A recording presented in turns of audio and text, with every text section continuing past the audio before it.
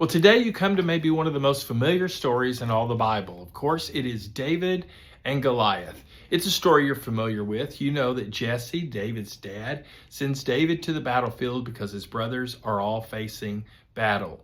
They're standing and waiting to fight Goliath, and yet no one wants to fight Goliath.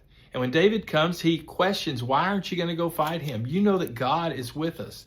And yet they were all afraid. So David, after he gets upset, says, I will go face Goliath. However, they all look at him and say, you're unable to do that. We see here in verse 33, it says, Saul replied, you are not able to go out against the Philistine and fight him. You are only a boy, and he has been fighting man from his youth.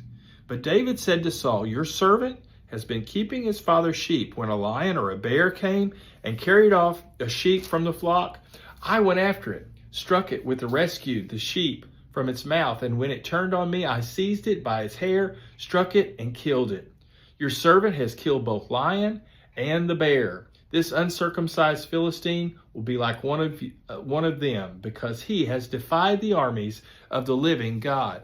You know, as you read this story, you know how the story is going to turn out. But I think it's important as you read this, you're going to see that David has already faced battles in private.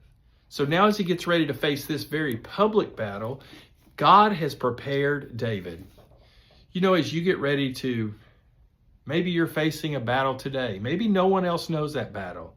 But just understand that while you're facing that battle, God is preparing you.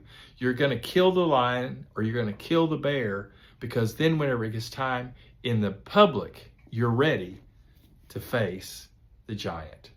We'll see you tomorrow.